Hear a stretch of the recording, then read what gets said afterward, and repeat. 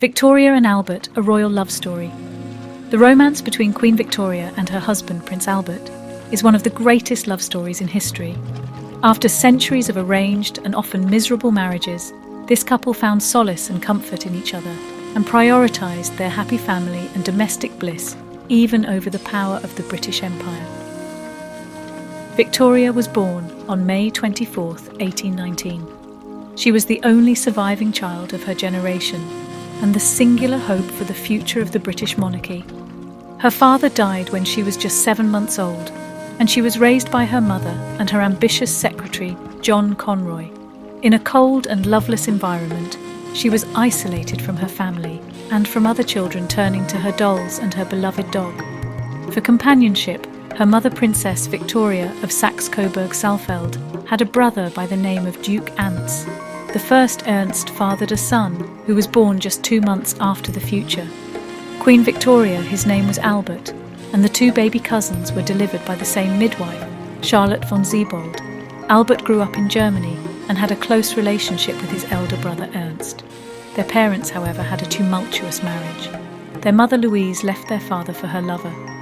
She was exiled from court and never saw her children again.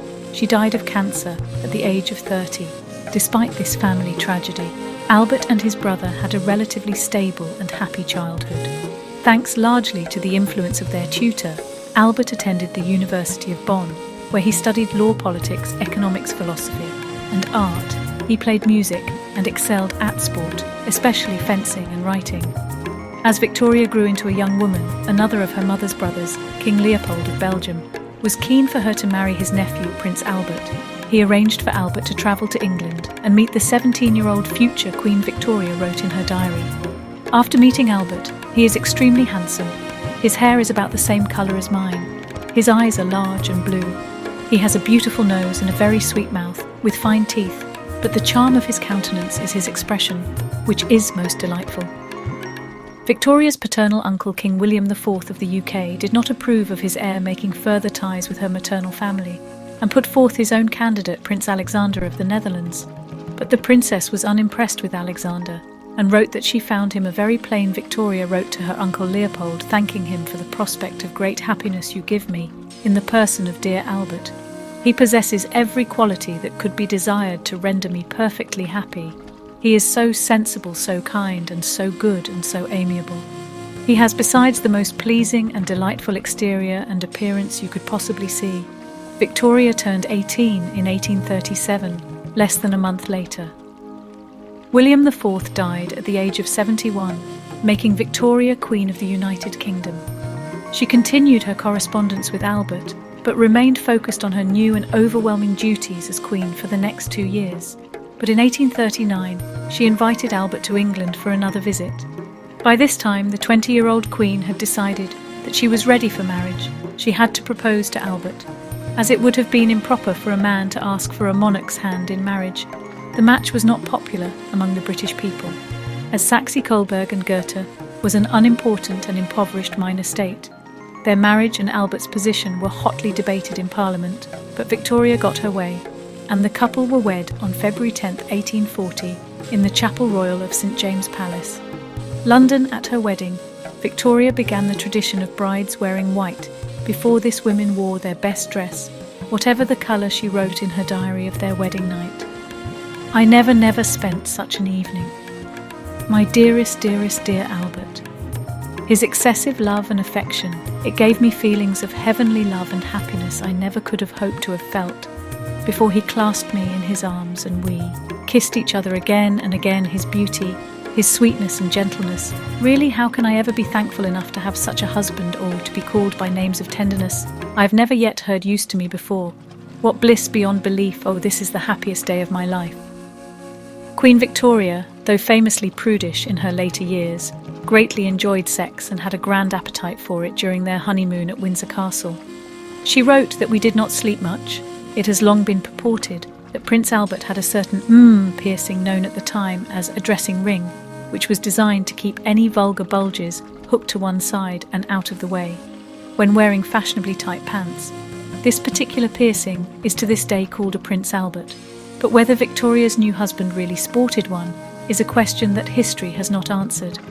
Albert had no lovers as a young man and came to Victoria a virgin, and in a time when upper-class men often had as many mistresses as pocket watches, he was faithful to her his entire life, so there are no other ladies who could tattle, and the Queen kept mum on the subject. The young couple were very much in love. Albert was a steadying force to the often hot-tempered and moody Queen Victoria found in Albert the love and caring she had been denied as a child, and that she so desperately needed. And Albert found in Victoria a chance to rewrite the disaster of his own parents' marriage and create the harmonious family life he had always craved. Albert became the Queen's closest advisor, persuading her to be less partisan in her dealings with Parliament, aiding the development of Britain's constitutional monarchy through Albert's mediation. The relationship between Victoria and her mother slowly improved, but what should Albert be called, Mary I, had been happy to allow her husband, the King of Spain, the title of King of England, and that had been a disaster. Elizabeth I refused to marry it rather than share the crown. Mary II husband had been a co-ruling king, and Anne had kept her husband as far away from the throne as possible. Victoria loved and trusted Albert, and she might have let him be King Albert I, but the people didn't trust the foreign prince. For the first 17 years of their marriage, he was titled His Royal Highness Prince Albert until 1857, when Victoria, tired of waiting for Parliament to do it, formally granted him the title of Prince Consort in 1840. While pregnant with their first child, a man fired 2 shots at her while she and Albert were riding in an open carriage. But luckily, both shots missed the couple. Victoria gave birth to their first child, a daughter whom she named Victoria. 8 more children followed Edward, nicknamed Birdie, after his father, Alice, Alfred, Helena, Louise, Arthur, Leopold, and Beatrice. If you would like to know more about Victoria's 9 children and 42 grandchildren, check out the videos about them on my channel. Albert was an especially doting father, while Victoria was a bit more icy, not having had a very good example of how to be a loving mother. She did not enjoy being pregnant and hated giving birth. She refused to breastfeed, which was becoming more popular among the upper-class. Victoria likely suffered from postpartum depression after the births of her children when advised by her doctors to avoid sex, so as to prevent further pregnancies from deteriorating her health. Victoria was dismayed. Victoria and Albert had a remarkably close and loving family for their time and position. Albert introduced the Christmas tree, a German tradition, to the family, and to Britain at large. He designed and built their family retreats, Osborne House on the Isle of Wight and Balmoral Castle in Scotland. He wanted places to raise their children away from the demands of court at Osborne. He built Aswis Cottage, where the children learned practical skills like cooking and carpentry. Albert also oversaw their education, which was robust in history, politics, literature, and languages.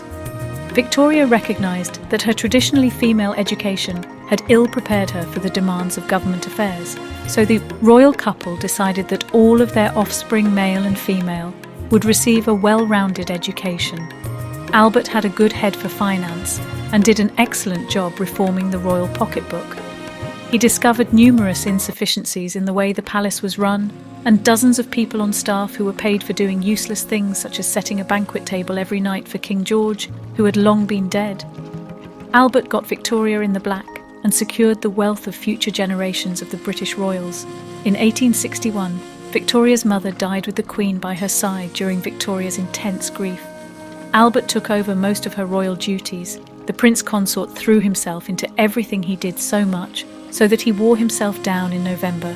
He heard a rumour that their eldest son, Bertie, had been sleeping with an actress. Appalled, Albert travelled to Cambridge, where Bertie was studying, to reprimand him. By December, Albert was gravely ill. He died most likely of typhoid fever on December 14, 1961, at the age of 42. Victoria and most of their children were by his side. At the end, the Queen was devastated and spent the rest of her life in mourning. She popularised many mourning practices, including wearing black and keeping locks of the deceased hair as mementos. She insisted that Albert's room be left exactly as it had been, and fresh clothes were laid out for him each day. Victoria wrote of her darling husband, "He was my father, protector, my guide and advisor in all and everything. My mother, I might almost say, as well as my husband the Queen, avoided public appearances and rarely set foot in London. In the following years, her seclusion earned her the nickname the Widow of Windsor." She dealt with her depression by comfort eating, and her weight increased dramatically, adding to her aversion to public appearances.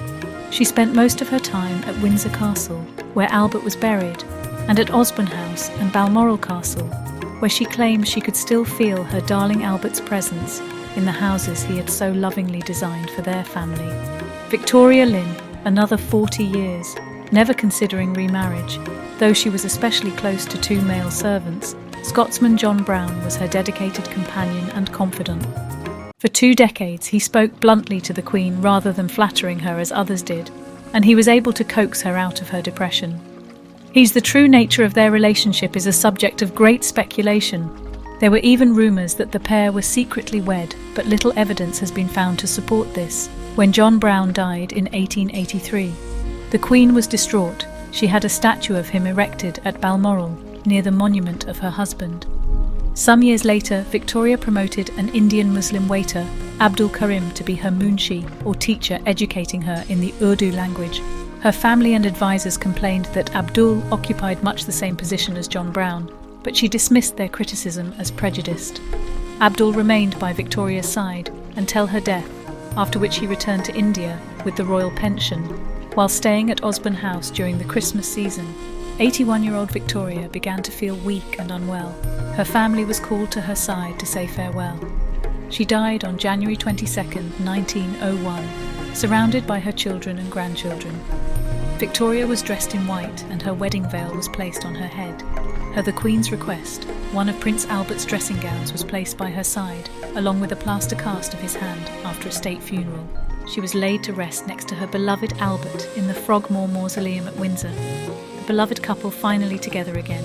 If you enjoyed this video, please like, subscribe, comment your thoughts.